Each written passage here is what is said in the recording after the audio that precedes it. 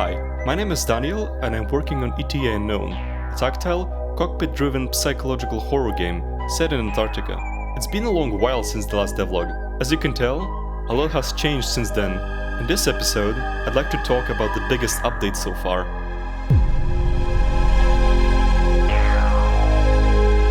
The goal with the new cockpit visuals is to solve a fundamental problem with visibility. The game's unique control scheme forces you to stay in a fixed view in order to interact with elements on your screen. This makes it difficult to gauge what stage your rover is at any given point. The placeholder PSX-style visuals were noisy, and as a result, all elements blended together. It was also difficult for the light to reflect off of dark metal, which meant I couldn't use lighting to communicate information. With the new materials, surfaces now respond to light in a much more controlled and predictable way. This opened the door for something I couldn't meaningfully use before: real-time reflections on the cockpit windshield. Because the player is locked into a fixed perspective while driving, monitoring both panels at once was always a challenge. Instead of duplicating information on the HUD or breaking immersion of overlays, the windshield can now subtly reflect elements of the dashboard. This means you can stay focused on the road while still catching the state of key systems in your peripheral vision. It's a small detail, but it fundamentally changes how information is distributed inside the cockpit. The environment itself becomes part of the interface.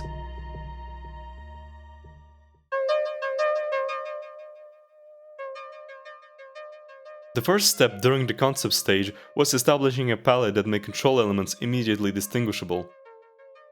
From there, we explored additional physical indicators. After several iterations, we arrived at a balance that improves visibility while still supporting the broader narrative intent behind the cockpit's design. When I first showed the work-in-progress screenshots of the new cockpit model, an initial reaction I got was confusion. People were right to assume that it looks toy-like or almost like a prestige car rather than a utility rover designed to withstand harsh environments. This is intentional. Throughout the entire process of creating it, I gave artists references that, in my opinion, perfectly captured the flashy feeling while staying true to the function. For obvious reasons, I won't spoil why this is the case, however, I can share my perspective on why this design works in the context of this game.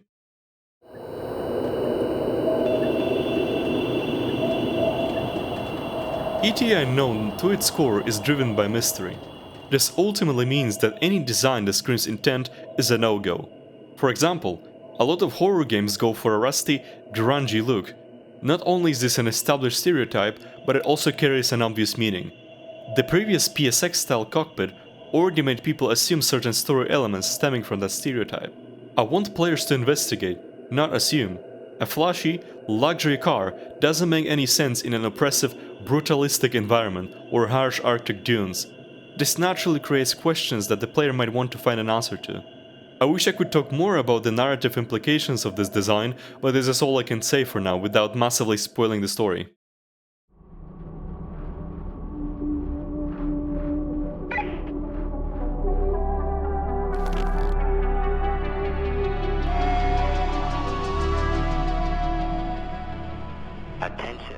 If you've paid close attention to the game footage from before, you might have noticed that the dashboard included a separate tab for the radio. It later transformed into a separate control to the right. This largely remained the same, however, the new design changes how it feels and how we interact with it. In the last devlog, I mentioned that the game draws from cassette retrofuturism. One of the main appeals of this aesthetic is physicality, which is exactly what I strive towards with this game. This means that unconventional controls can be easily integrated while, hopefully, not ruining the believability. A frequency encoder knob makes sense in real life, but is tedious to use in game. For this reason, the frequency control is a slider instead, which can be dragged with the mouse much more intuitively. Physicality also opens doors for more interesting interactions. In the last development stream, I implemented an audio log system. I quickly realized that having to press physical buttons to navigate a list of logs to play is boring in itself. It undermines the point of having analog interactions. For this reason, the new design includes a physical cassette deck. To play a log, you simply select it like before, but this time you get a small interaction. The lid opens, you insert the tape, you close the deck, and it plays the new log. It might seem pointless as it doesn't add anything to the gameplay, but paired with other small details, it makes it much more fun. As you can hear it now, this log is played back normally, but you also have an ability to reverse them.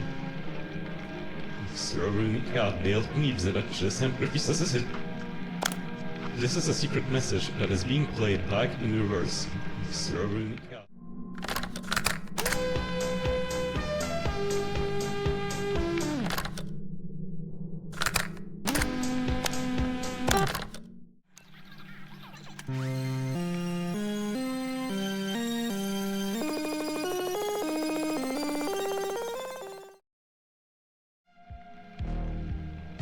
You can choose to open the deck while the tape already plays, remove it, and then close the lid to reset the cassette deck. The reverse feature is particularly interesting as it seamlessly integrates with the subtitle system. I'll let you connect the dots. I'm happy to announce that the majority of dirty work on the core gameplay systems is complete, which means it's about time I start working on the environments. As of right now, I don't have many exciting things to report on, but I still feel it's worthwhile to share what you can expect in the future. I'm currently in the stage called grayboxing. It's all about establishing basic form, scale and progression using primitive shapes. This is useful for trying out different ideas before fully committing resources for art, ensuring the location reads and plays well first. When working on the gray boxes, I mostly draw from brutalist architecture and real-world research stations in the Arctic region. One such inspiration in particular is a decommissioned radar facility Die 2 situated in Greenland. I use it as a basis for the meteorological site codenamed Canary, an important location in the first act of the game. My goal is to, above all, create a believable environment that can stand against the harsh conditions. Even though the colony is now owned by a private entity, I want to avoid over-the-top branding. Instead, I'm thinking about sticking to certain color palettes to distinguish sites by more factors other than silhouette. This also makes it easier to tell apart and recognize locations. That's it for this episode. The core systems of the game are finally done and there's a clear art direction now, which means I can focus on the environment, story and content, which leaves me even more excited about the sorts of topics I'll be featuring in new episodes. If you're enjoying what you're seeing and find the game interesting, consider subscribing and purchasing the game on Steam. See you next time!